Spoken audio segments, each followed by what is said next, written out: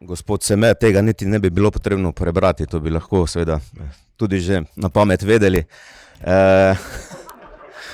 Ampak ja, sem vesel, da ste tudi vi izpostavili vse te zadeve. Zdaj, lokalne skupnosti smo seveda stičišče različnih deležnikov, ki seveda sooblikujejo podobo nekega mesta. Vsi ti deležniki imajo seveda vsak svoje interese in naloga ali pa vloga lokalne skupnosti je v tem seveda, da te interese na nek način ščitiš in da jih poskušamo pripeljati do točke, kjer interesi konec koncev sopadajo z družbenimi interesi in da od teh interesov največ ima skupnost, torej občanke in občani, ki v takšni skupnosti tudi živijo. Zato se mi zdi, da je sleherna debata o, bom rekel, nekih potencialih, kot je tudi današnja debata, seveda več kot na mestu, kajti nikoli ne veš, kdaj bo se pojavila neka rešitev, sploh v tem današnjem globalnem svetu, ko se, bom rekel, tehnologija in vse ostalo zelo hitro spreminja in vsaka takšna ideja, vsak takšen neko izhodišče ti lahko da tudi na nek način čez nekaj časa ustrezno rešitev, takšno rešitev, ki bo seveda sovpadala z družbenimi interesi. Zdaj, mi se soočamo z zelo velikimi izzivi. Tisti, ki vsakodnevno delamo na tem področju, je pravzaprav vemo, kako kompleksne so vprašanja, s katerimi se naša regija ukvarja. In vedno znova sem tudi sam pri seveda svojih razpravah odkrit, pošten in poskušam ljudem pojasniti tisto, kar je v nekem danem trenutku tudi najpomembneje.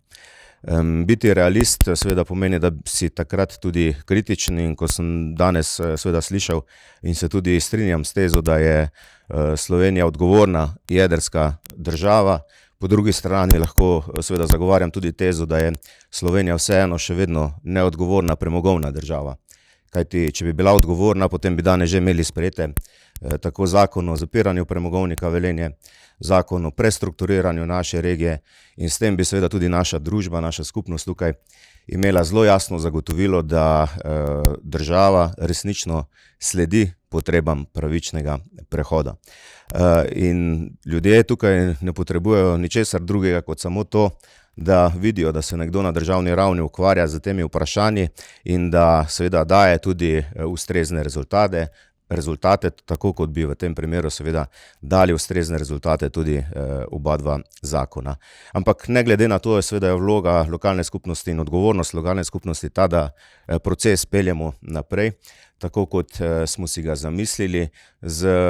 velikimi preprekami, z velikimi izzivi, ampak na tej poti je seveda prav, da nikoli ne obupamo. Zato sem tudi vesel, da imamo res različne deležnike tukaj v naši skupnosti, ki nam pomagajo na tem področju, tako od Fakultete za energetiko, kjer se seveda gospodu Semetu tudi najlepše zahvaljujem za sodelovanje, kjer smo res sooblikovali neko korektno sodelovanje, tako Razvojne agencije, energetske agencije za Šaleško, Koroško in Savinjsko regijo, pa tudi vsem ostalim deležnikom, ki seveda pomagate v tem procesu. Tisti, ki sodelujete v procesu prestrukturiranja, veste, s kakšnimi izzivi se soočamo in tisti lažje tudi razumete, zakaj v nekem določenem trenutku je potrebno neke odločitve sprejeti in zakaj takšne odločitve pravzaprav tudi so se zgodile. Največji izziv, ki ga pa imamo v naši dolini, je pa seveda oskrba s toplotno energijo poleg obeh zakonov in tukaj se mi zdi, da lahko hipne rešitve hitro pripeljajo tudi našo skupnost na napačne pot, zato je potrebno na tej poti seveda zelo veliko, bom rekel, strokovnega posvetovanja, zelo veliko analiz, zelo veliko analitičnega dela, potencialnih rešitev in šele takrat se skupaj z skupnostjo, z našo družbo odločati, na kakšen način se bomo ogrevali v prihodnosti. To je zelo kompleksno vprašanje in seveda to odgovornost bomo morali vsi, ki se s tem področjem ukvarjamo, vključno s stroko tudi sprejeti in seveda ljudem odkrito povedati, kaj nas čaka na tem področju v prihodnje. Tako da se veselim tudi današnje razprave, tudi sodelavke in sodelavci so tukaj, ki se ukvarjajo s področjem ogrevanja in z ostalimi področji, tako da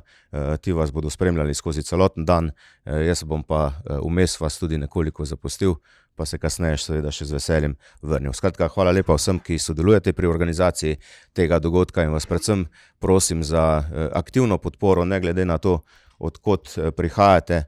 ker vem, da ste iz različnih delov naše države, naše lepe države, da nam pomagate v tem procesu prestrukturiranja, kajti sami bomo zelo težko uspeli, če bomo imeli pa dobre sopotnike, strokovnjake, ki bodo na koncev tudi z svojimi interesi in z svojim vplivom lahko tukaj ustvarjali neko dodano vrednost. Smo pa seveda tukaj na razpolago in vas vljudno prosimo tudi za to podporo. Hvala lepa še enkrat za povabilo in seveda uspešno delo danes.